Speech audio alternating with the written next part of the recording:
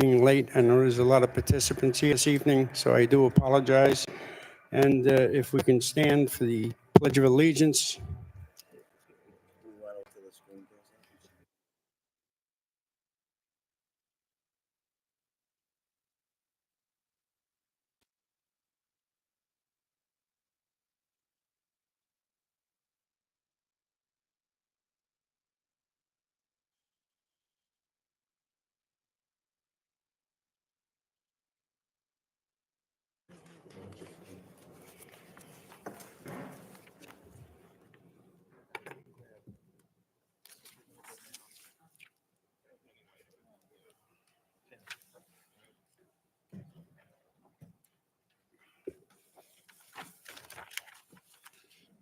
I'd like to move to section 4.01, Superintendent's Report, and acknowledgement to 25-year employees.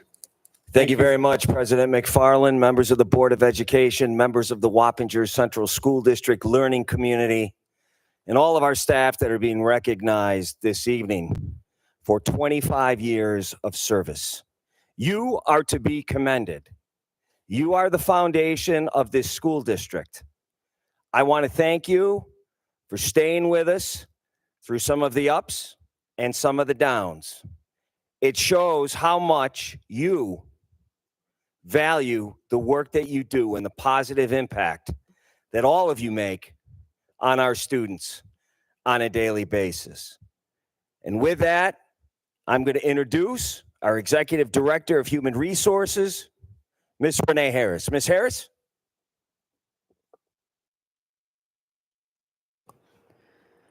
Can everyone hear me? All right. Good evening, everyone. Welcome to our annual 25-year of service recognition ceremony. I first want to say thank you to President McFarland, Vice President Sloshower, and the members of the Board of Education for giving us this opportunity tonight to recognize all of these individuals. We have 36 individuals this year that are celebrating 25 years of service, and I think that deserves a good round of applause.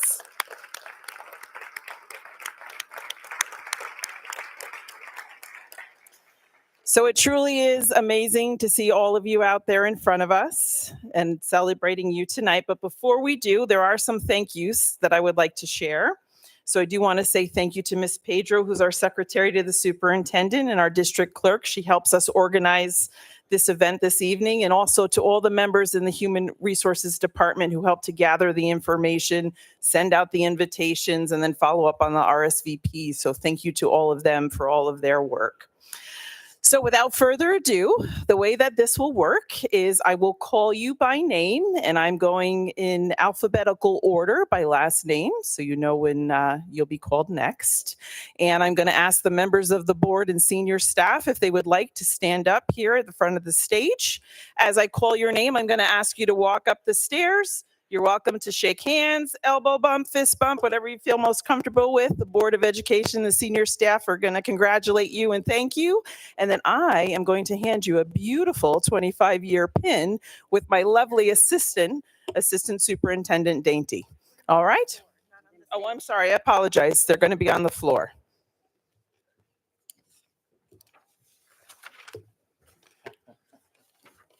Tell me when you're ready.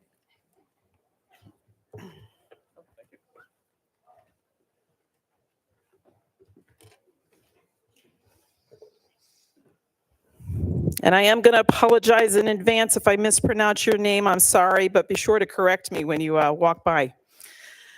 Okay, so let's start off with Christine Atsley Steger, art teacher from Wappingers Junior High. Nancy Biner, foreign language teacher, John Jay High School. Christine Blake, Professional Development Specialist, District Office.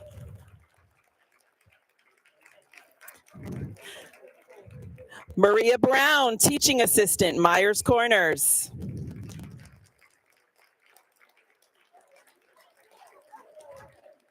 Tiffany Bruno, 5th grade teacher, Fishkill Plains. Joyce Carrington, food service helper, Myers Corners.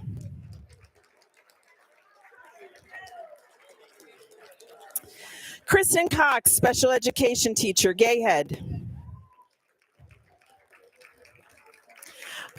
Mark Delaney, science teacher, Royce Ketchum. Deborah Diaz, bus driver, transportation.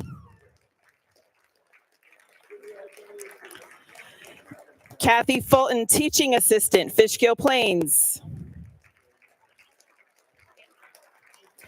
Anna Gail Morales, math teacher, John Jay. Beth Gill Martin, teaching assistant, Wappingers Junior High. Susan Janer, kindergarten teacher, Myers Corners. Glenn Jensen, elementary intervention specialist, Fishkill Plains. Bonnie King, director of fine and performing arts.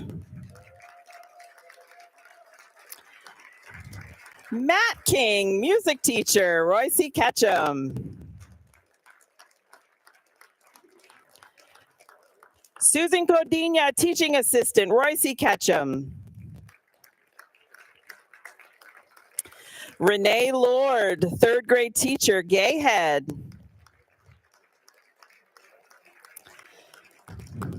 Mitchell Manzo, science teacher, Royce Ketchum.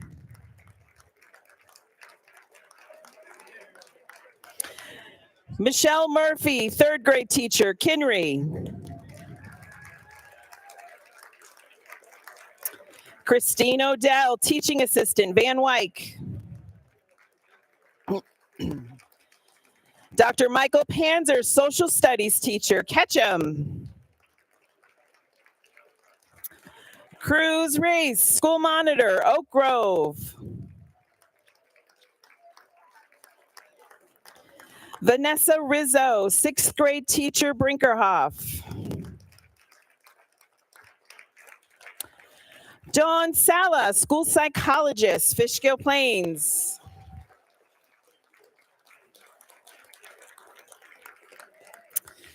Karen Sanborn, special education teacher, Fishkill Plains. Deborah Schwind, teaching assistant, Royce Ketchum. Nicole Sipe, kindergarten teacher, Myers. Leslie Stolarski, social studies teacher, John Jay.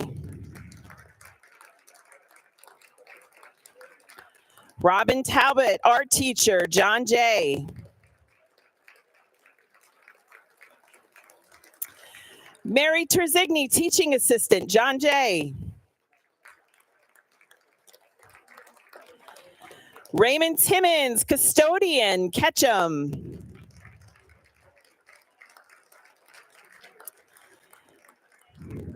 David Townsend, school counselor, Ketchum.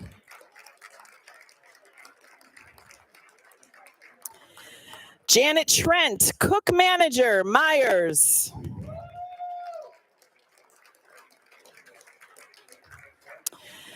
Nancy Weinrich, elementary intervention specialist, Kinry Road. Alexandra Werba, fifth grade teacher, Kinry Road.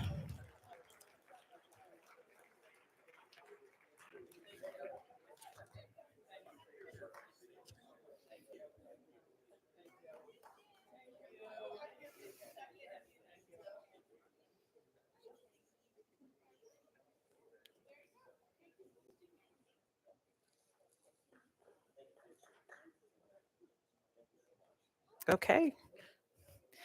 Thank you. That was the last individual. So I'll have the board and senior staff return to their seats.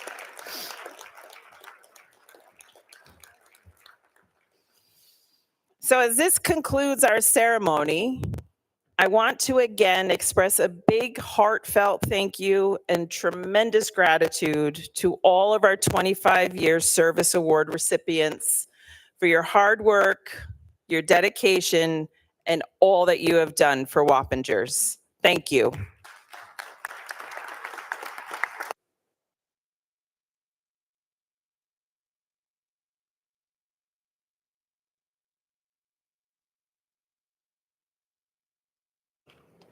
If I can, I'd just like to thank all the families that supported these teachers for the last 25 years, and the custodians and the bus drivers, because without a good support, I'm sure you wouldn't still be here supporting the district. So thank you very much.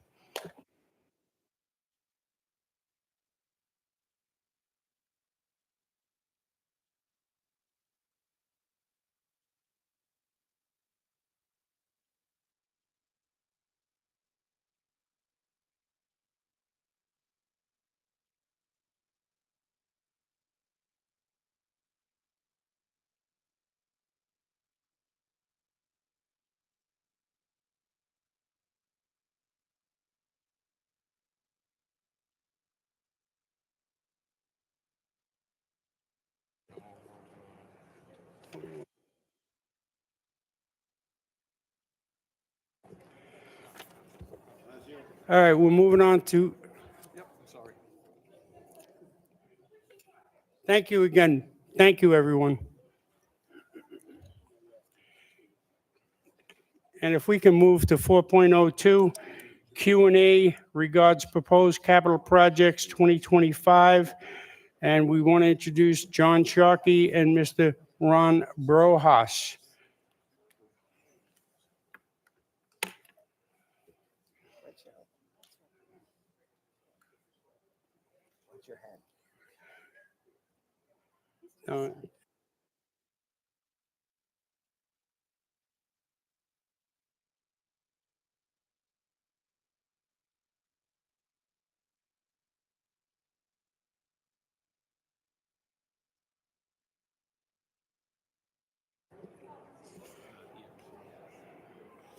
So what we're going to do is we're going to go around the board. You got 3 minutes to ask questions for Mr. Brohas or Mr. Sharkey in regards to the 2025 capital project proposals.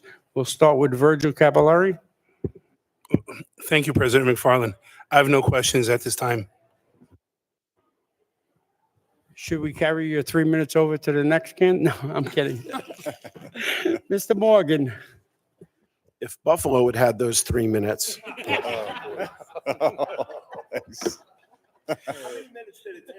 I have just one question, which is similar to the question that I asked the last time, but I'll ask it in a little more detail, with the full understanding that if you don't have the exact figures and need to get back to us, that's fine. Okay. But if we were to focus on the elements in this project that were on the list of needed repairs that were distributed to every single board member here multiple years ago in advance of our building tours that everybody's been in possession of. If we just focused on that, and what would the price tag be for just those items? Not including the additions and that kind of thing. So, yeah, can you? Oh, I got to get a little closer. Yeah, I took a look at that, and if we were to do the project without the additions, or pretty much without the additions, the price tag would be roughly 103 million in that neighborhood. And that would leave all the items that were on that previous list, yes, from multiple years ago that every single board member got and has been aware of for multiple years. Right, and there have been a few things added to it, but as far as site work, but for the most part, yeah, that's it.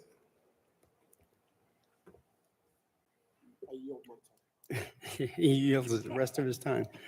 Yes, Cheryl, please. Cheryl Miggets. I have no questions at the moment, but I reserve the right to ask my questions at the end if something comes to mind.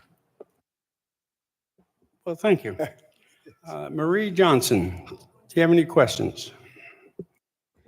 Okay, so I would just like to ask, the amount that was on our survey from October 1st, 2021 to now, we should understand that those numbers have changed dramatically due to the cost increase, correct? Exactly. And yes. that's what's changing the prices in our in the new capital project that we're proposing. Yes, the escalation costs, obviously COVID since then, has escalated all the costs. So that does include the escalation on top of the original estimates. Right. So that if we were to just add up the numbers, say off of that original survey from October of 2021, we're going to come up with a different number than your 103 million. Plus there are things that have failed since then that are definitely deemed as necessities that might not be on the survey, but are urgent now, correct? Exactly, yes. All right, thank you. Mr. Lumia. Thank you, President McFarland. As you know, I requested that each board member would give and build a survey, the present building survey, which categorized the project as must do, should do, nice to do. Thanks to Alberta for providing all of us with the survey and for Marie for color coding the projects. As a board member, I am in favor of the must to do projects. And I would add 3 additional must to do on the list. Number 1, Excuse me, Mr. Lumia, are you have any questions or are you just making a comment? I'd like to make a comment if possible. Well, this is a quick Q&A. So if you have questions pertaining to this, No questions. thank you. I refer, once the discussion takes place on the entire project, I will have a lot of questions, if that's okay with you and Thank everybody you. else. Thank you, Mr. Lumia. Trustee Kellen? All right, I did not receive the color-coded ratings, must do, need do, and nice to do. When have leaks in the roof, obviously it's a must do. If they tell you you have to replace it in 2 or 3 years, it's a need to do. And if somebody suggests you put on a totally different roof, that would be a nice to do. Could you tell me, please, the items? I sent you the list. I Yes. sent it to Eddie. And so you should have received it. The specific items at Ketchum, John Jay, Van Wyck, Wappingers Jr., Kinray, and Myers that were additions and weren't on the survey, the building survey from 2021. Could you please tell us which are must do, which are need to do, and which are nice to do? Obviously, some of them are must do and some of them are need to do, but perhaps we would like to understand the rationale for the need, nice to do. So basically, these additional items that came across after the building condition survey were based on several facilities committee meetings that the district had, where we brought in administration, we brought in athletic directors, we brought on staff and principals. And this list of things now that are in there are all listed as must do, because that was the request from various people in the district. Okay, so they're all must do. Yes, that was the summation of the facilities committee meetings, yes. And my second group of questions were, there were a number of items in the different schools that were listed, the same description and the same amount in the 2022 capital project vote. What happened to them? Weren't they done for lack of money? Is the same work needed to be done for exactly the same price? Well, And I gave you the list of the items. Could you explain each one? I have those. So for instance, Brinkerhoff, the site work that was listed that we were going to try to do, if you didn't do work inside the building, SED would not aid the site work. So the thought there was to hold off on that. It wasn't as critical as some of the other items that we found, such as Fishkill Plains Elementary, where we had to actually replace the entire building system. So some of these items, we originally tended to want to do it, but with COVID prices and everything else, we weren't able to do the entire scope. So that's why we still have it in there. It is shown as the same price, but as we discussed earlier, we added the escalation to all those prices. So we feel that that's covered now as far as the budget. Okay. Fishkill. Oh, I'm sorry. uh, Fishkill Fish- HVAC AC systems, again, because of COVID issues and supply chain issues, we didn't think we'd be able to get the equipment. Projects like that would have went out 2 or 3 years. So we focused on, for the most part, Fishkill Plains Elementary to try to get that work done, John Jay and RCK, where we'd be able to do it. Gayhead, the same situation. Rooftop units and unit ventilators just weren't available during that time frame, so it wouldn't have made sense to go out for bids. Kinry, we discovered, actually that was taken care of, so I can cross that off the list. I just didn't get to that, so that one's good. Sheaf Road, again, same system, HVAC systems. Their equipment just wasn't available, so we focused on the two buildings we were able to get equipment for. Vassar, same items for the most part. And the facilities and operations project, we determined that was actually an alternate in the project, so we did have it in there. But when we opened bids, the price was a little high, and we also decided that it was probably good to hold off on that. When we get to the end of this project, if there's money left, we could still go back and do that. Okay, so basically it was inflation and supply chain issues. For the most part, Thank you. yes, on a lot of different things, yes. Thank you very much. Mr. Brohus, do you have any updates for us on Myers? Myers, they were out this week. Myers, they were out this week. I expect to have that information for you within the next 2 to 3 weeks. Thank you very much. And that's in regards to a traffic survey within the school grounds and the main road. Right, Thank you. they're doing a traffic survey this week. They said it will probably take them about 2 weeks to get it, and it's a local firm that's done a few traffic studies along that corridor, so great fit. Perfect. I really appreciate it. Yep. Ed? I'm sorry, Cheryl, you want to reclaim your time? Yes, I do. Mr. Broas would probably be able to answer this question.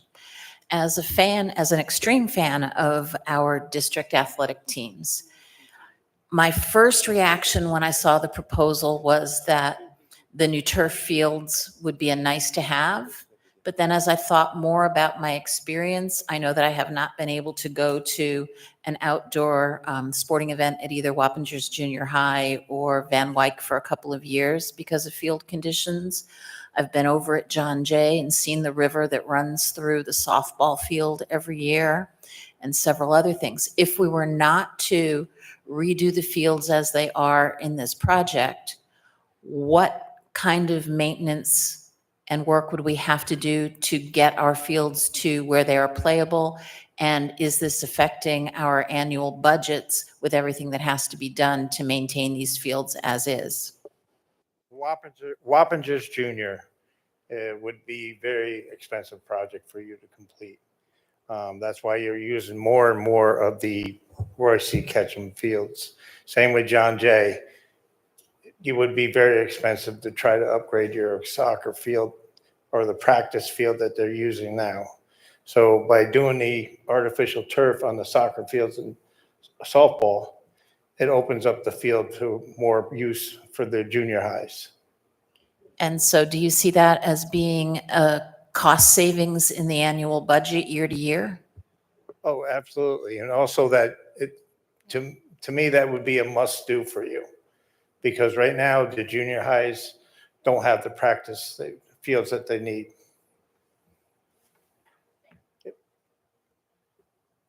Eddie, you have any questions? Just Director Bross, if you could just kind of give a bit of some updates, as Mr. Sharkey had mentioned, since the building condition survey, we've had numerous issues that at the time were not as important, but over the course of the last 3-4 years, they've become urgent situations. So if you just maybe just kind of give a rough layout of just some items that when we first, back in January of 2022, when we reviewed the building condition survey, these items were either not on the list or were just something that was listed but wasn't of any urgency, that now has become urgent, and therefore why we're looking at at $150 million project to address not only the leftover needs from the building condition survey, but the items that you have identified, as well as our principals, our directors, and our faculty, of things that were needed with inside the buildings. Well, the two that come to mind right off the top would be Kinry Road roof. That is in terrible shape. Also, the Van Wyck, we're addressing partial of the heating system They're taking the steam out of partial wings, but the entire building is actually, every time you turn around, we got a steam leak. And it becomes more and more difficult to get into tunnels to fix these. And those were the pictures that, right, were included, right, in the presentation, correct? In the Mr. previous Sharkey? presentation, okay. yes. Yeah, the roofs, unfortunately with roofs, when they're under warranty or getting to the end of your warranty, they look perfectly fine. But once something happens, it's a cascade and you really need to go in there and replace the roofs. SED does not aid repairs to roofs or patching or things like that, so it will come out of your budget. They will aid new roof construction. So as Trustee Miggets had said with regards to the fields, by taking care of, obviously, the life expectancy of the roofs are gone, this would not require yearly maintenance and patchwork and additional cost. Brand new roofs, knock wood, that shouldn't be a problem for the next 30 years. Thank you. Marie Johnson, you have a question? Yes. So I just want to go back. You gave the presentation in 22, and I rewatched that. The building condition survey, to my understanding, I might be wrong, was when we did this, this should be done within 5 years, and we're coming up on 5 years. So anything that was a nice to do, we can honestly say over the 5 years becomes a must do, is the way I understood it. Is that correct? Yeah, we try to tailor it so, must do is the first year or two, and Right. should do is the next couple of years, and nice to do is the fifth year. We're into the fifth or sixth Yeah. year by the time you Yeah, get we're into the going project. into the 5th year. So anything that is listed as nice to do on that building condition survey is actually moved up to the must do. Yes. That's what I just wanted to clarify. Thank you. Thank you, Ms. Johnson. Mr. Lumia? What would it cost just for the must-do list? I think you gave us a price for it without the additions. What would the total cost be approximately for the must-to-do list, if you have that number? Well, I mentioned earlier, if you took the additions out, the project would be, I actually ran the numbers, 103,638,000 without the additions. Yeah, that's without the addition. How about everything else? That's a must-do. There's some of those items are nice to do. My question is, what will it cost for just to do the must-do list? Excuse me 1 second. Just to clarify, it was a 5-year survey, and we're already into the 6th year of that survey. So everything is a must-do at this point, correct? I think that was the decision of the facilities committee, that all those items became a must-do. Thank you. Thank you. Yes. So when I read this here, everything's on a nice to do. It's actually a must do, correct? From the That's what we original get. survey, yes. Thank you, Mr. Lumia. Mr. Sharkey, any other questions for Mr. Sharkey or Mr. Bros? Thank you, gentlemen. Thank you very much Absolutely. You're welcome. for the Q&A. Very informative.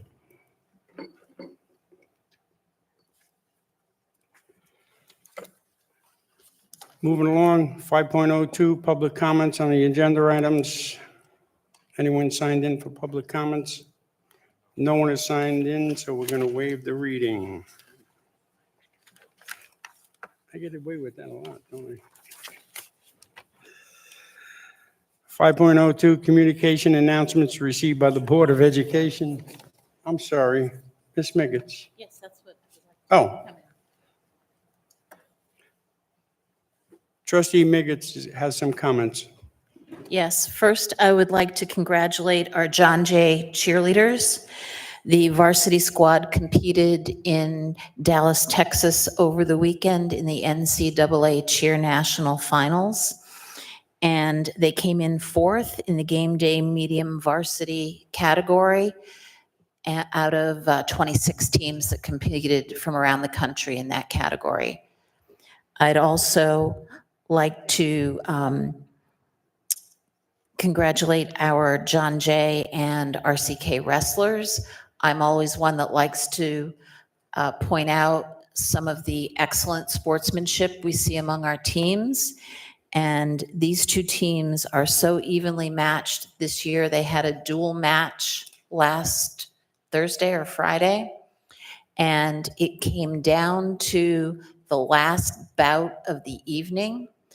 And it came down to where if the John Jay wrestler won or the Ketchum wrestler won on points or by technical fall, John Jay would have won. Ketchum needed a pin to win. And in this very, very tightly contested match, the Ketchum wrestler, CJ, was able to score a pin. And what I was really impressed with was at the outcome of that match, just like for every match through the entire event, the parents and friends of wrestlers from both sides of the district were applauding all athletes as they were out on the mat. And I know this was equal because I was sitting with the John Jay families for some parts of the match, and I was sitting with the Ketchum families for others. So I really want to congratulate them all on a job well done last week. Thank you. Nobody else? Okay, go ahead, Ed. So I just want to take this opportunity just to share some information for our John Jay community. It is my understanding that currently the town of East Fishkill is in works with DOT for upgrades to the Route 52 corridor for increased lighting and sidewalk connections for the construction that's been going on for Stellantis, which is the new large warehouse on 52. Their plan is to upgrade the street lighting around the roundabout and have sidewalks connect. If anyone has noticed, some of those sidewalks just go and then stop in the middle of the grass. That would be upgrades also for the soccer field, where a majority of our students utilize that for parking during the day. Their plan is also to install a crosswalk with a signal for the students to cross the street. So just to share something, I grew up in the city. I don't know if a lot of people are aware of this, but when I was a kid growing up, cross at the green, not in between. So I wish the students, please, when you park, don't just start running across the street. I know there isn't 100% of sidewalk there, but at some point there will be, but please be careful. They also plan on extending the sidewalks further down south side, as well as over by Stone Ridge, which is on the opposite side of the entrance to John Jay. Another part of their plan is in front of the entrance where the light is, where we had the light installed and that crosswalk put in with the help of Senator Serino at the time. They're looking to put a small, I guess you want to call it island in the middle. That way when students are crossing, there's a place for them to stop in case, again, they run across. So their plan with DOT is hopefully to have final approvals and construction begin sometime this year. I don't know if that plan is to have it completed by September when school starts. But again, from the information that I saw, hopefully it'll be done before the end of 2025. So just wanted to make the John Jay community aware that's going on, and there'll be some work going on. And I think it's just great the way they're upgrading everything. So I think it's a huge asset for the students and for the businesses on that corridor. Thank you for that information. Marie Johnson. Yes, this past Friday, there were several of us, Dr. Bonk, Ms. Kellen, Mr. Lumia, Mr. Capillari, Trustee Miggets, and Mr. Odoms and myself attended the Martin Luther King breakfast that is done by Catherine Street every year. And this year, Jocelyn Pope from Royce Ketchum received an award, and I just wanted to congratulate her yet once again.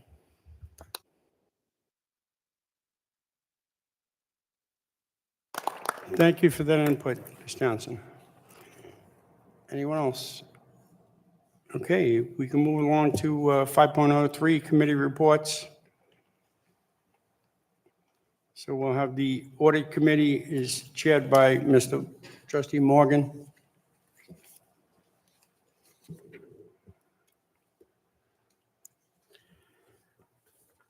Thank you very much, President McFarland. The audit committee met on January 13th prior to our last Board of Education meeting. committee members, myself, Virgil Capillari, Keith Odoms, and ex officio Mike McFarland were in attendance, along with Assistant Superintendent Dainty. We met with our auditor, Jennifer George, and we also reviewed financials that had been received to that point. We conducted all the business that's required and recommended to the board approval of reports well in advance of the state required deadlines.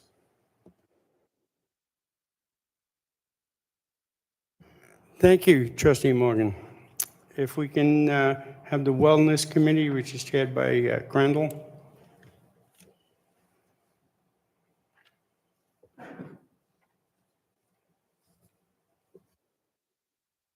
Certainly, thank you. I thought I had given an update at the last time we had done this. So we had a wellness committee meeting where Trustee McFarland as well as Trustee Morgan were there. Trustee Kellen was there as well. We discussed, these are very weird, these microphones, I'm sorry. During this meeting, we discussed the upcoming surveys for both parents and students and indicated what the timeline would be. We had discussions about questions, how we had revamped. And we're really looking to try to increase participation.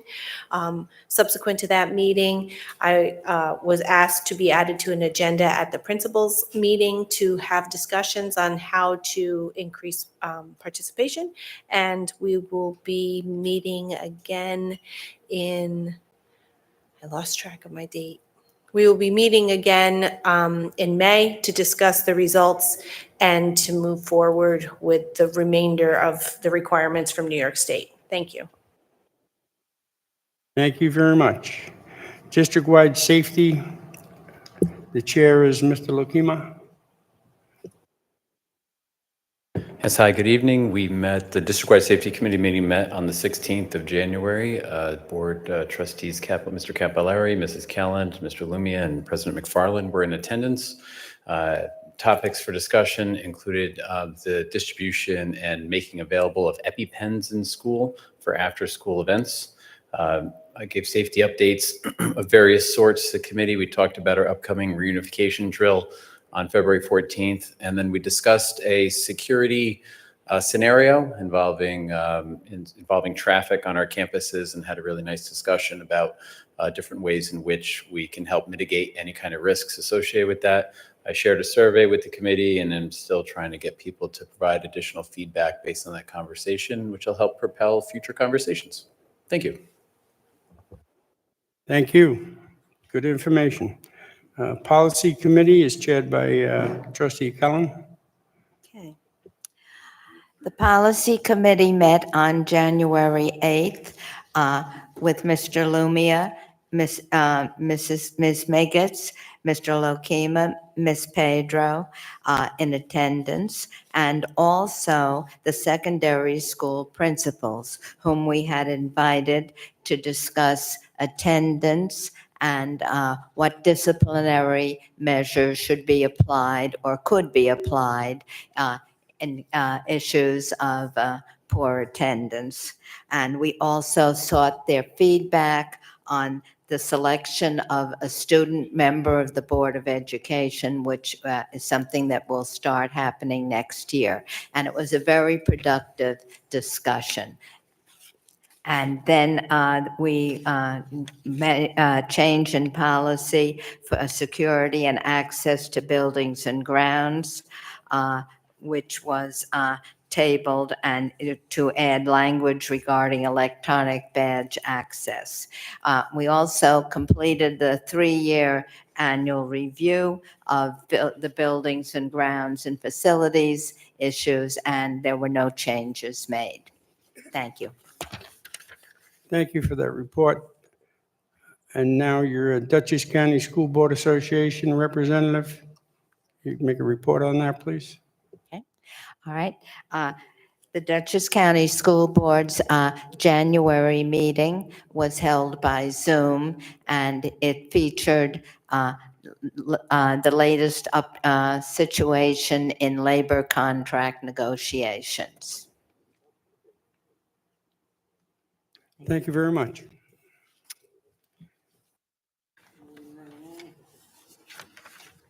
Six point oh one, consent agenda resolution.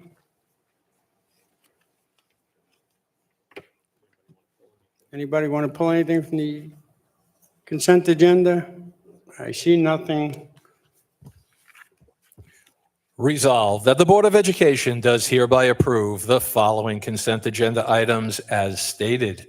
6.02, 6.03, 6.04, 6.05, 6.06, 6.07, 6.08, 6.09, 6.10, and 6.11, 6.12, 6.13, and 6.14. Motion? Virgil, second by Marie.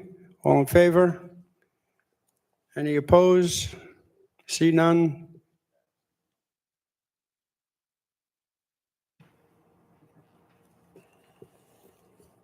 Seven point oh one, approval of revised 2024-25 board meeting calendar. Whereas on January 13th, 2025, the Board of Education of the Wappinger Central School District approved a revision to the 2024-25 board meeting calendar to reschedule the February 24th, 2025 board meeting due to a conflict with a national convention for superintendents. And whereas the superintendent no longer plans to attend the convention, now therefore be it resolved that the Board of Education of the Wappinger Central School District does hereby approve the revised 2024-2025 Board of Education meeting calendar, rescheduling the Tuesday, February 18th board meeting back to Monday, February 24th, as amended.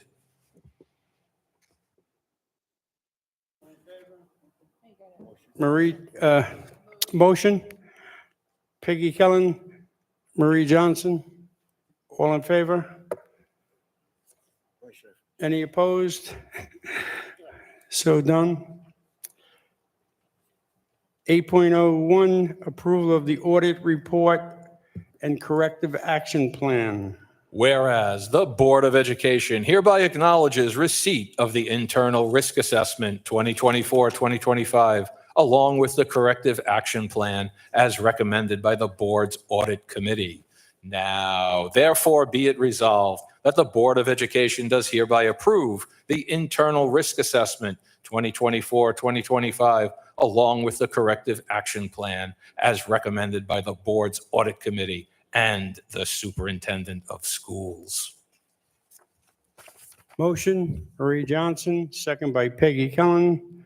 All in favor? Any opposed? None. 8.02, second reading and adoption of policies. Resolved that the Board of Education of the Wappinger Central School District hereby approves the second reading of and adopts the following policies based upon the first reading by the board and the recommendation of the policy committee as stated. Motion, Peggy Kellen, second by Marie Johnson. All in favor? Unanimous. 9.01, board members may request additional agenda items to discuss items or request for more information. I see none. 10.01, comments from public.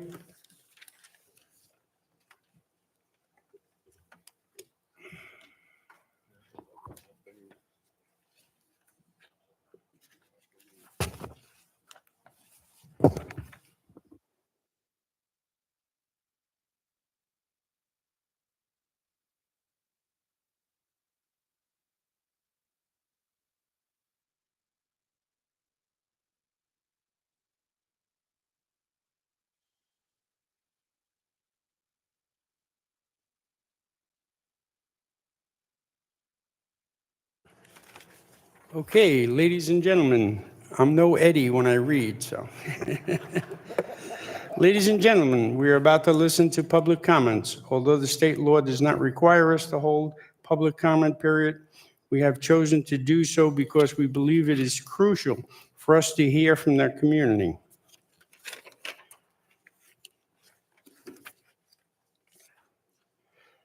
The board is here to listen. The public comment period is not designed to be a debate or dialogue. We do not expect the board to respond to any of your concerns or questions tonight. We take your concerns and questions seriously and want to have significant time to process, research the issue if need be. Any questions from the public should be submitted through the use of public comment form, which may be obtained online or at the desk with the district clerk. We have proper staff members to get back to you as appropriate. I also want to point out that under the state federal privacy laws, we are unable to address any comments or questions about specific students or school personnel. We would ask you to go through the appropriate administration channels. A total of 30 minutes at the beginning of each board member is set aside to allow public comments and agenda items only. Public comments at the beginning of the meeting is limited only to items on the agenda. Persons who wish to participate in the public comment portion of the meetings are asked to provide their name and a specific agenda item about which they wish to speak. A sign-up sheet is located on the desk by the district clerk. Individual comments on the agenda items is limited to 3 minutes and are welcome. If you wish to address items related to school districts that are not on tonight's agenda, another comment period is provided at the end of the meeting for the purpose. A second sign-in sheet is available for non-agenda items in the event of civility and respect for different points of view. Clapping, booing, or disturbance of any kind during either public comments is not permitted. At this time, comments are related to the agenda items are welcome. So we have, non-agenda, I'm sorry. We have Donald Perazza. Did I pronounce that close? Good enough. Good enough. Thank you, sir. Thank you. Thank you to the board as well as the Wappingers administration. My name is Dr. Donald Pristula, and I'm a volunteer with a nonprofit organization, Indivisibles 845. Our members, some other members of the group here with me. We're here to ask the board to review and adopt the NEA Safe Zone policy. We are alarmed at a recent reversal of a 2011 policy that now allows ICE officers to make arrests in schools. Schools should be a safe place for students, teachers, families, and visitors. This policy change is a direct violation of Article 26 of the United Nations Declaration of Human Rights, and will have consequences not only for the immigrant families and their children, but also any child at a school who finds themselves suddenly exposed to raids and arrests of their friends while at school. I recently retired after 42 years in public education. Although I've lived in Wappingers for 22 years, I never worked in the Wappingers district. But in the district that I did work, one of my responsibilities was I oversaw all programs and students of non-English speaking backgrounds and limited English speaking backgrounds.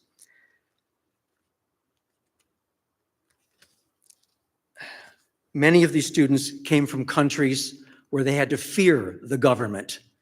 They came here not trusting us in the school, not trusting the administration, not even trusting their teachers. It took a great amount of time and energy to earn the students' trust, and then in time, the family's trust.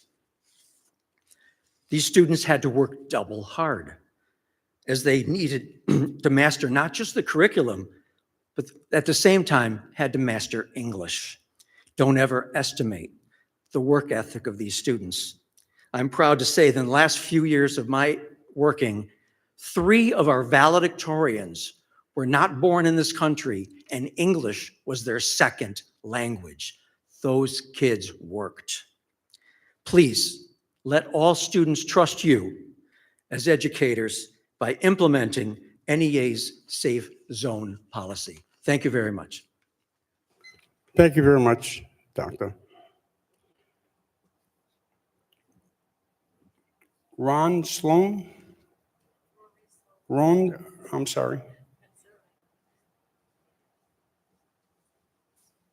It's Rory Solon, and I'm a resident of Wappingers Falls and in this district.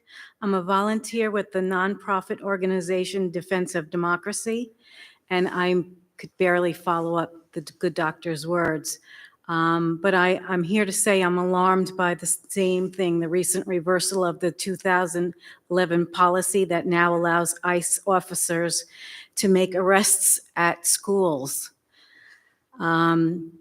And I'm here to say schools should be a safe place for students, teachers, families, and visitors. This is a direct violation of Article 26 of the United Nations Declaration of Human Rights, and it will have devastating consequences for immigrant families and their children, and any child at school who finds themselves suddenly exposed to raids and arrests of their friends and family at school. I'm asking if a plan has been formulated and to deal with what seems to be the inevitable, and if all faculty and staff have been trained in this policy. If so, what is that training? Please help reassure all of us that students will feel safe attending our school system in our community. Thank you. Thank you very much. Next, we have Allison Conti.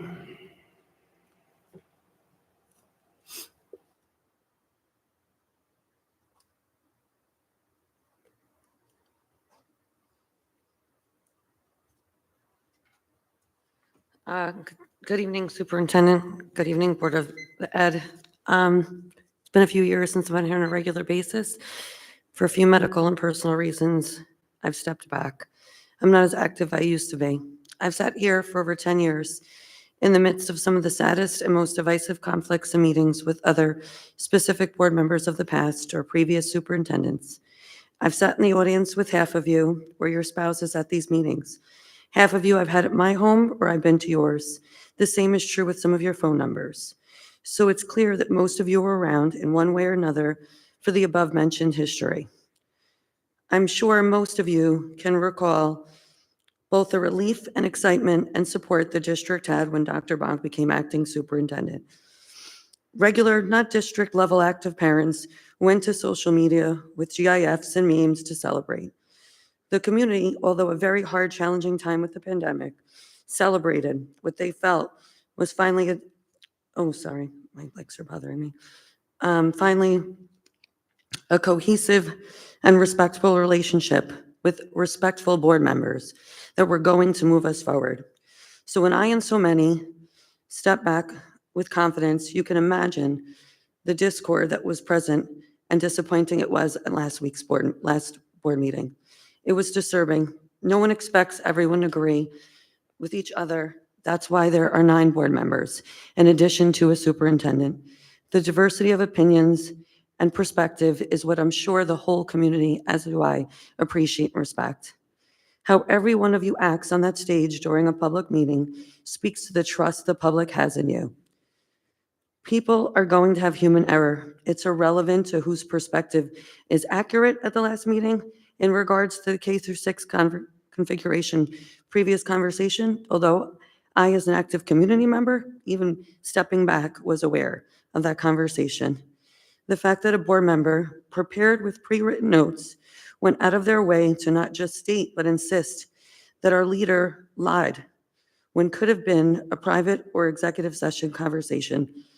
I've had a junior high principal tonight say to me in reference to a praise I sent about an administrator in his district, that we are a family. And I couldn't agree. But sadly, 2 weeks ago, it sounded like divorced parents fighting in front of their children. It was quite sad. The families watching have faith and trust and respect that you're going to move us forward.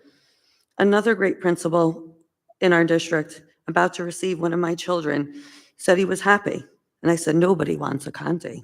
That's a lie. Just do me a favor, Mrs. Conti, if there's a problem in my building, come to me first. Not the Board of Ed, not the public comments. Out of respect, I agreed. But sadly, that was not what we gave to each other. I'm sorry, I'll be done. 2 weeks ago. With that being said, I just want to ask the board, not per se for a response. There was comments about the reconfiguration and its inappropriateness and what's research shows. I would just like you to all to ask if we've met the promises that we made when we reconfigured. Did we keep the promises to not move kids all around? Special ed, gen ed, and draw middle tonight. Did we keep the promise for class sizes? Not doing something soon for what I've listened to Ed for years, and many of you, is just kicking the can down the bucket. We got to stop kicking the can like just down the road, waiting for an emergency plan like redistricting was. I beg of you, I do have some research because 63% of the United States does do a K through 5 configuration. Thank you. Thank you very much. 11.01, motion to adjourn. Resolved that the Board of Education does hereby adjourn the January 27th, 2025 Board of Education meeting. The time is now 8:42 p.m. Motion. John? Virgil? All in favor?